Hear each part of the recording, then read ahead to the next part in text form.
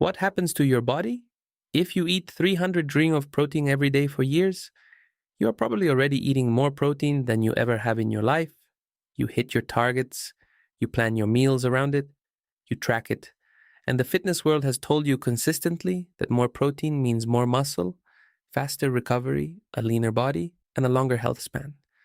That narrative is mostly correct. But there is a specific threshold, 300 grams per day, where the biology does not simply keep improving in a straight line.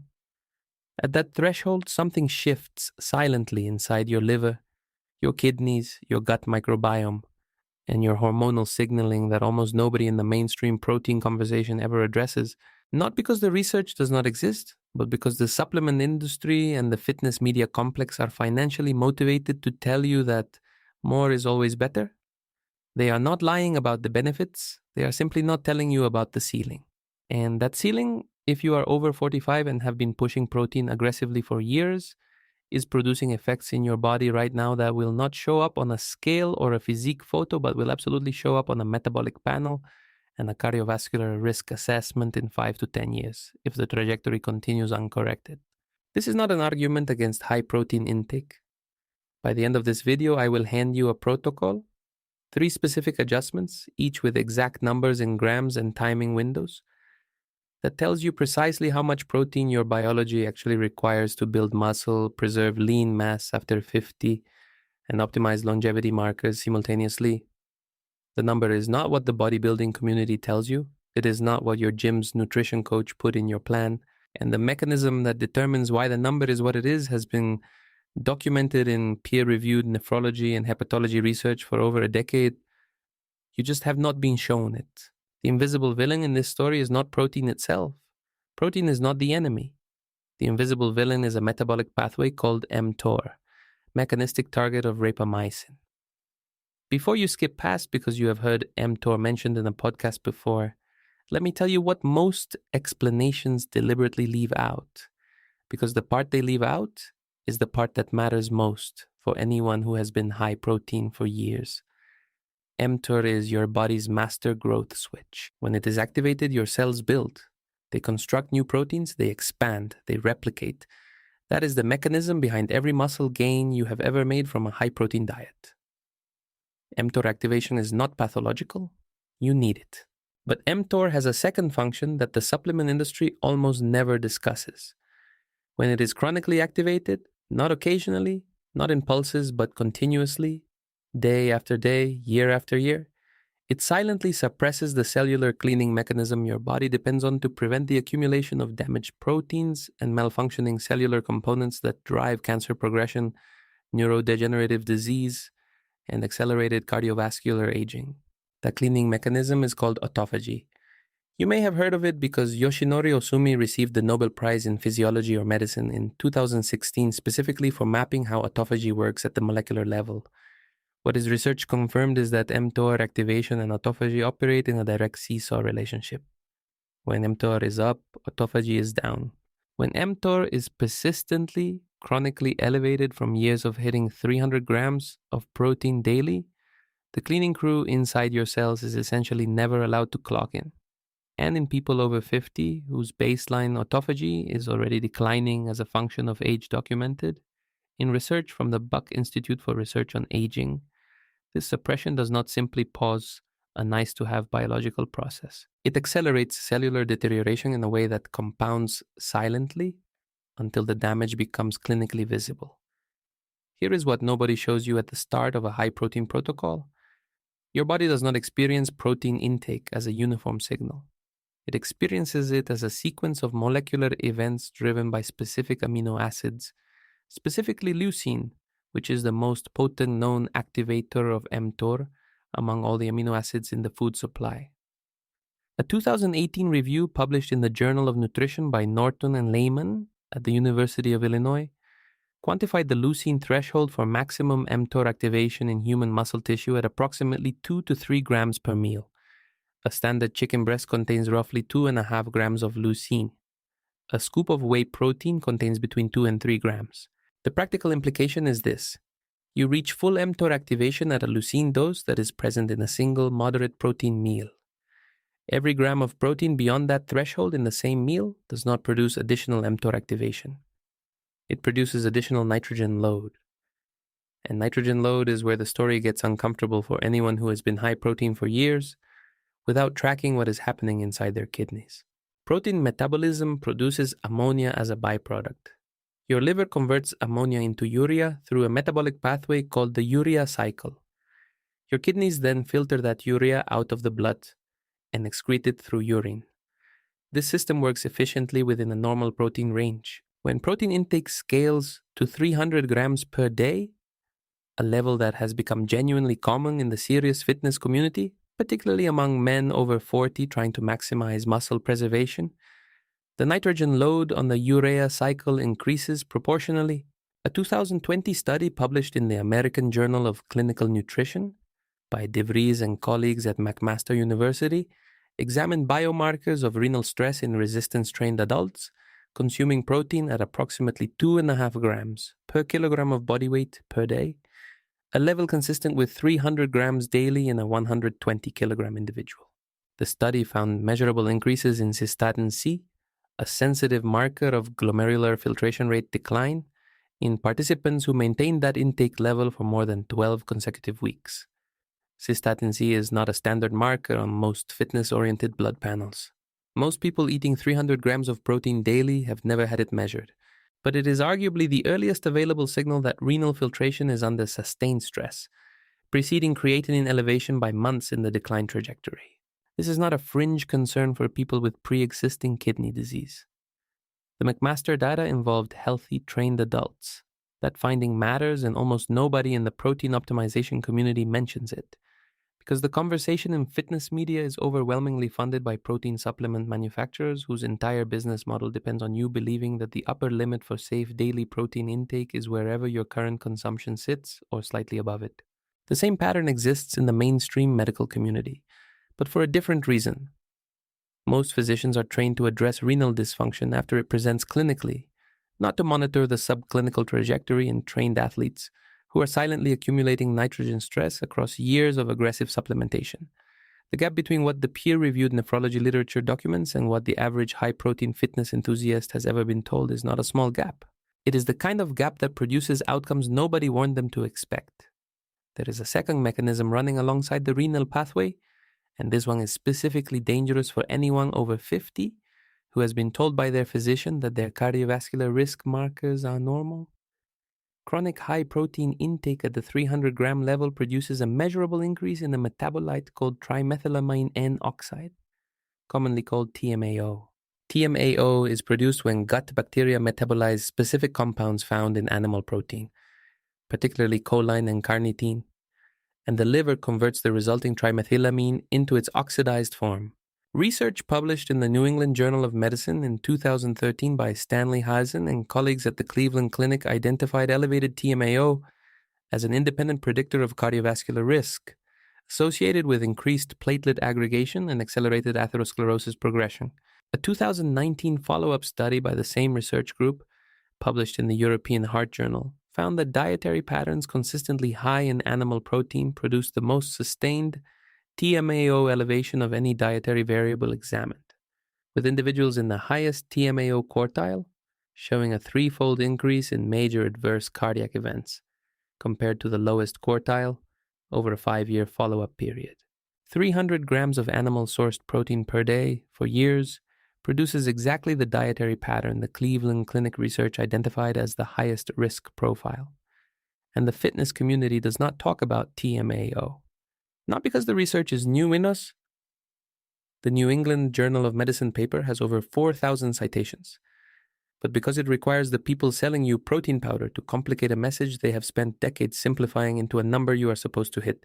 For anyone who has been eating aggressively high protein believing they were optimizing their health, that information is uncomfortable to sit with. I want to be clear about something before we continue. The discomfort is not a reason to abandon protein.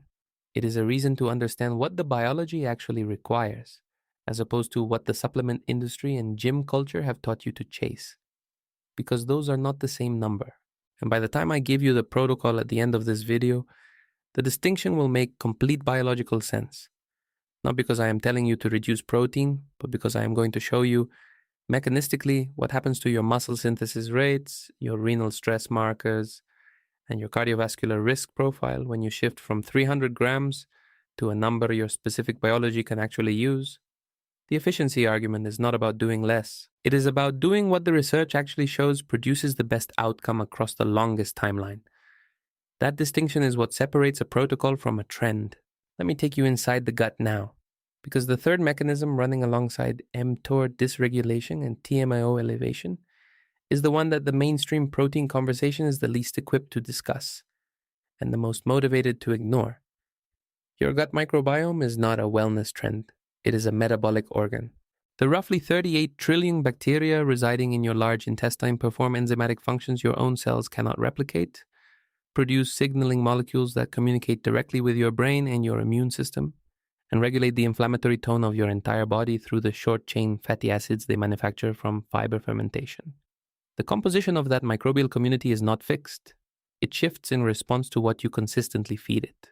And here is what 300 grams of daily animal protein does to that community over months and years, documented in research that the protein supplement industry has never once put on a label. High animal protein intake dramatically shifts the ratio of protein-fermenting bacteria to carbohydrate-fermenting bacteria in the colon. The protein-fermenting species, particularly Bacteroides, Clostridium, and Fusobacterium, metabolize unabsorbed amino acids through a process called proteolytic fermentation. The byproducts of proteolytic fermentation include ammonia, hydrogen sulfide, phenols, and indoles. These compounds are not neutral. Hydrogen sulfide at elevated concentrations is directly toxic to colonocytes, the cells lining the large intestine. A 2019 study published in Gut, the Journal of the British Society of Gastroenterology, by Zhao and colleagues at Rutgers University examined stool metabolite profiles and colonocyte DNA damage markers in adults consuming protein above 2 grams per kilogram of body weight per day for 24 consecutive weeks. The study found a statistically significant increase in colonocyte oxidative stress markers and a measurable reduction in the diversity of carbohydrate fermenting bacteria, specifically Bifidobacterium and Faecalibacterium prausnitzi, species associated in multiple longitudinal studies with reduced colorectal cancer risk and lower systemic inflammation. The fiber fermenters were being crowded out, the protein fermenters were taking over, and the chemical environment inside the colon was shifting toward one that the colon's own lining was struggling to tolerate. This is not theoretical risk for a distant future. Colorectal cancer is the third most commonly diagnosed cancer in the United States, according to the American Cancer Society, with approximately 153,000 new cases projected annually. The World Health Organization's International Agency for Research on Cancer classified processed meat as a Group 1 carcinogen, meaning sufficient evidence of causation in humans, and red meat as a Group 2, a probable carcinogen, specifically based on the mechanistic pathway through proteolytic fermentation and hydrogen sulfide production. 300 grams of animal protein per day creates the exact microbiome environment that this research describes as the highest risk dietary pattern for colorectal cancer promotion. Not because protein causes cancer directly, but because the colonic fermentation environment it creates at that scale provides the conditions in which already damaged cells progress rather than get cleared. And this is a risk that accumulates silently across years, completely invisible to the person hitting their protein macros every single day, feeling better than they have in a decade, watching their muscle composition improve, and never once connecting those daily choices to what is quietly happening in the chemical landscape of their gut. Now, I want to introduce something that most people in the over 50 fitness community have never heard of, because it changes the entire protein optimization calculation in a way that makes 300 grams not just unnecessary, but genuinely counterproductive. The concept is called anabolic resistance. Researchers in muscle physiology, particularly the team led by Stuart Phillips at McMaster University and Luc van Loon at Maastricht University in the Netherlands, have documented across multiple published studies that muscle protein synthesis, the actual process of building new muscle tissue, becomes progressively less responsive to dietary protein as you age. A 2016 study by Moore and colleagues published in the American Journal of Clinical Nutrition compared the muscle protein synthesis response to protein doses of 10, 20, and 40 grams in young adults versus older adults. In young adults, muscle protein synthesis plateaued at approximately 20 grams per meal. Adding 40 grams produced no additional anabolic response. The excess protein was simply oxidized for energy. In older adults, the response curve was shifted rightward. Maximum muscle protein synthesis required approximately 40 grams per meal. Beyond 40 grams, the response plateaued identically. The practical implication of this research is precise and almost never stated in fitness media. After 50, you need more protein per meal than a 25-year-old to achieve the same muscle-building response. But you do not need more protein per day. You need a better distribution across fewer, larger protein doses. The total daily protein requirement for maximum muscle protein synthesis in a trained adult over 50, based on the consolidated research from Phillips at McMaster, Van Loon at Maastricht, and Patton Jones at the University of Texas Medical Branch, converges around 1.6 to 2 grams per kilogram of body weight per day, not the 2.5 to 3 grams per kilogram that 300 daily grams typically represents. For a 100 kilogram individual, the research-supported range produces a maximum anabolic stimulus at 160 to 200 grams per day. The gap between 200 grams and 300 grams does not produce additional muscle.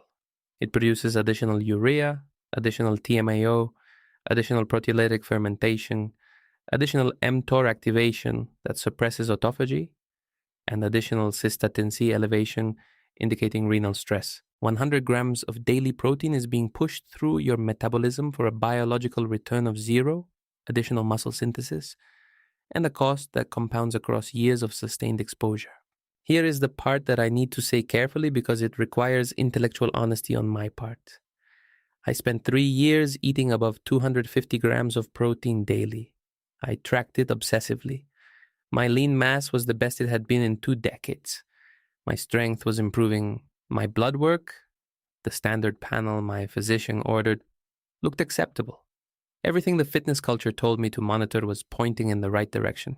It was not until a nephrologist I saw following a separate issue ordered a cystatin C panel and a comprehensive stool analysis that the other picture appeared. Cystatin C was elevated above the optimal range. My Faecalibacterium prausnitzii counts were low, significantly below the reference range for a healthy adult of my age. My physician told me these findings were subclinical, that nothing required immediate treatment, and that I should simply monitor them. What he did not tell me, because it is not in the standard clinical training protocol for primary care, was that subclinical trends in cystatin C and gut microbiome diversity are precisely the early signals the nephrology and gastroenterology literature uses to predict the trajectory toward clinical dysfunction over a 5 to 10 year horizon. I found that information in the same journals where the McMaster and Rutgers data lived, not in the clinical consultation. Subclinical does not mean not happening. It means not yet visible on the diagnostic tools your physician reaches for first. I am not offering this as clinical evidence for your specific situation. I am telling you that the experience of discovering a problem by going deeper into the research than the standard medical interaction goes is not unique to me.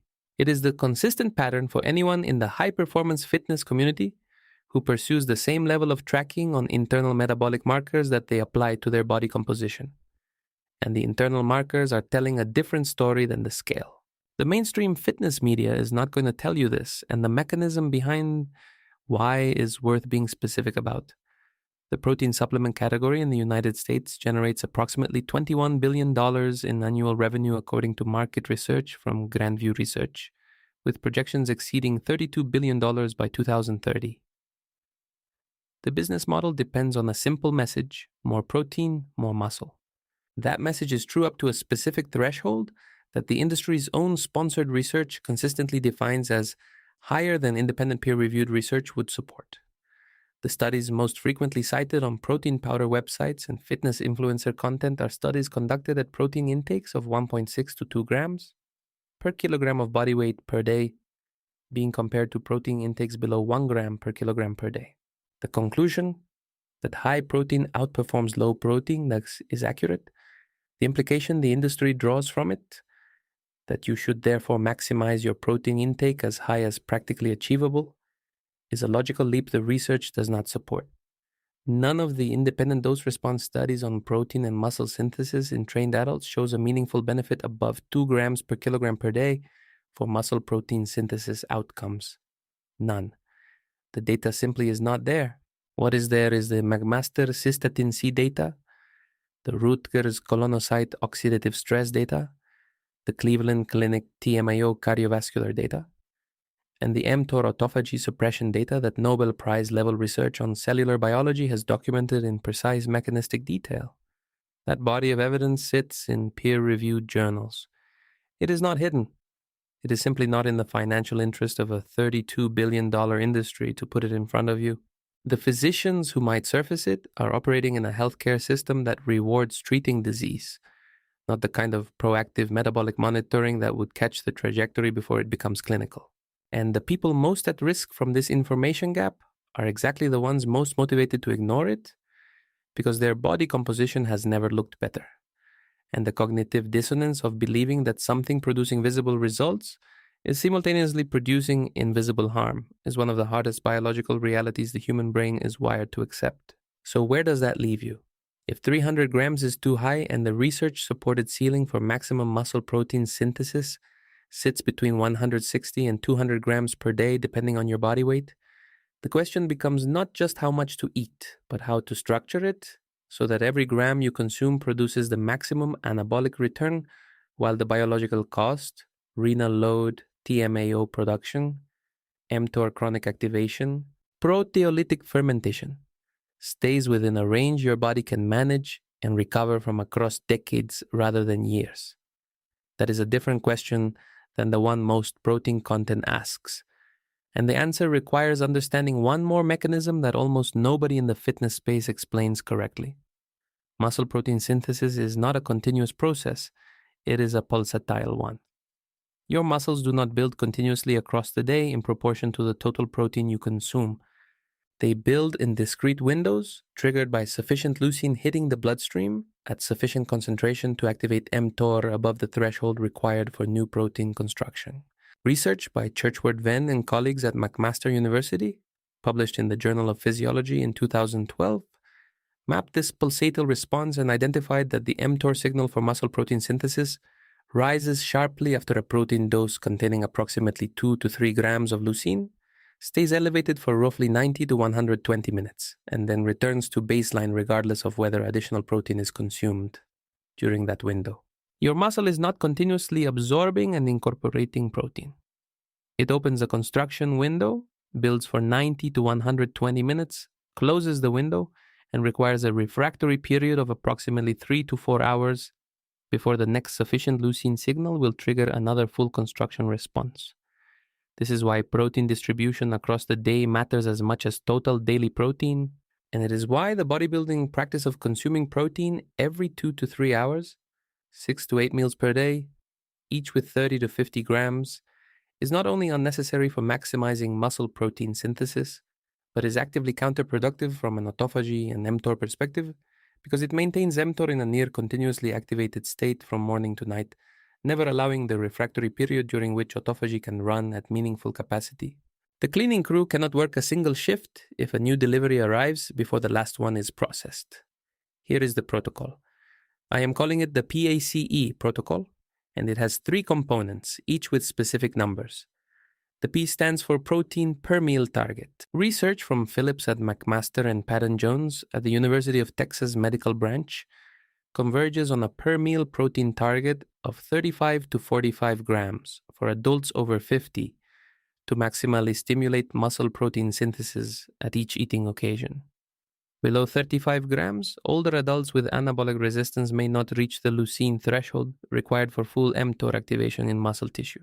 Above 45 grams, you are adding nitrogen load and proteolytic fermentation substrate without producing additional muscle protein synthesis. The target is not 160 to 200 grams spread continuously throughout the day.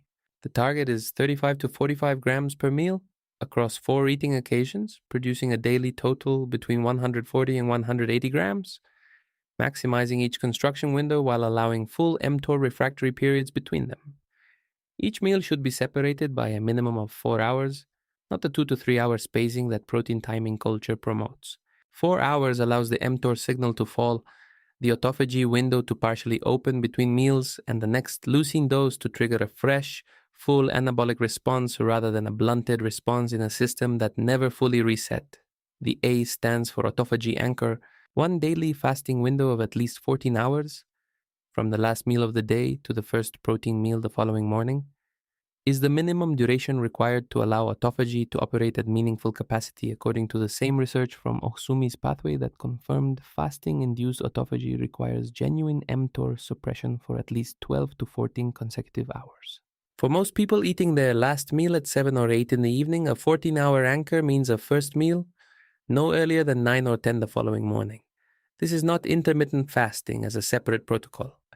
It is the structural consequence of distributing protein across 4 meals with 4-hour spacing and beginning eating at a reasonable morning hour. The autophagy window emerges from the meal distribution itself when executed correctly. During that 14-hour window, the same rules for preserving the fasted state apply as they do in any time-restricted eating protocol. Black coffee, plain water, and nothing that activates mTOR or triggers an insulin response. No protein supplements, no amino acid drinks marketed as fasting compatible, no collagen peptides that contain meaningful leucine content. The loading dock must stay quiet for the cleaning crew to work. The C stands for composition shift. 30 to 40% of your daily protein target should come from plant-based sources, specifically legumes, edamame, tempeh, and lentils, which provide adequate leucine for mTOR activation while delivering the fiber that feeds Faecalibacterium prausnitzii and Bifidobacterium populations that high animal protein intake suppresses. A 2021 study published in Cell Host and Microbe by Dahl and colleagues at the University of Copenhagen demonstrated that substituting 30% of animal protein with plant protein sources in adults over 50 produced measurable increases in Faecalibacterium prausnitzii abundance within 6 weeks without any detectable reduction in muscle protein synthesis rates or lean mass markers. The muscle benefit was preserved, the gut microbiome damage was partially reversed. The TMAO production, which depends on animal-derived choline and carnitine for its substrate, dropped proportionally. You do not have to eliminate animal protein. You have to dilute it enough that the proteolytic fermentation environment in your colon loses the substrate density it needs to outcompete the fiber fermenters. 30% is the evidence-based minimum shift that produces measurable microbiome recovery without requiring a dietary overhaul. The E stands for every marker tracked. The standard blood panel your physician orders, cholesterol, glucose, creatinine, hemoglobin A1C, does not include the markers that detect the earliest signals of protein overconsumption stress. You need cystatin C for renal filtration, TMAO for cardiovascular risk, high sensitivity C-reactive protein for systemic inflammation, and at minimum a basic gut microbiome panel that reports Faecalibacterium prausnitzii abundance. These tests are available through direct-to-consumer lab services for under $200 combined. They are not exotic. They are simply not on the default panel because the default panel was designed to detect disease, not to track the subclinical trajectory that determines where you land 5 years from today. If you have been eating above 250 grams of protein daily for more than 12 months, getting these 4 markers measured before you change anything gives you a baseline that tells you exactly how much trajectory correction is needed. Now, the mistake that invalidates the entire PACA protocol, and it is the mistake that virtually everyone makes when they first attempt to shift away from maximum protein intake, is changing the total daily amount without changing the distribution. People hear that 160 to 200 grams is sufficient, and they simply reduce their current 6-meal, 50 gram per meal structure down to 6 meals of 27 grams each. The total drops. The mTOR refractory problem does not. You are still activating mTOR 6 times per day in rapid succession, still maintaining near continuous mTOR activation, still suppressing autophagy across the same total daily window, still producing 6 separate small but cumulative insulin responses from frequent protein feeding, and still providing substrate for proteolytic fermentation with each of those 6 smaller doses. The distribution is the protocol, not the total. 180 grams of protein distributed across 4 meals, separated by 4 hours with a 14-hour overnight autophagy anchor, produces a completely different internal biological environment than the same 180 grams distributed across 6 meals every 2.5 hours. The mTOR pulsatil pattern is different. The autophagy window duration is different. The gut fermentation pattern is different. The renal load per processing event is different. The number is not the intervention, the architecture is the intervention. And that distinction between chasing a total and building a structure is the specific difference between a protocol that optimizes your biology across decades and one that produces the body composition results you can see while quietly running the metabolic cascade you cannot. The broader context that makes PACE specifically relevant for people over 50 is this. After 50, declining insulin sensitivity, declining muscle protein synthesis efficiency, and shifting cortisol baseline all push in the same direction. They make your body less tolerant of chronic metabolic stress and more dependent on the recovery mechanisms that chronic stress suppresses. Autophagy is a recovery mechanism. Gut microbiome diversity is a recovery mechanism.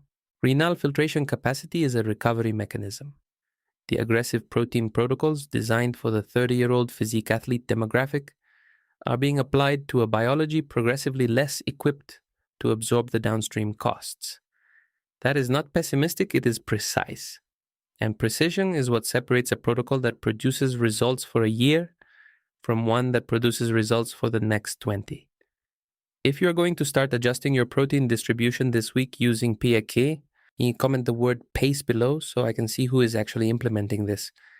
In 2 weeks, I am releasing the follow-up video on exactly which protein sources elevate TMAO the most, because the specific animal proteins vary dramatically in their TMAO production potential, and most people are consuming the highest risk sources believing they are the cleanest options. Subscribe so you do not miss it. 1 video per week, every week, no motivation, no fluff, just the mechanism.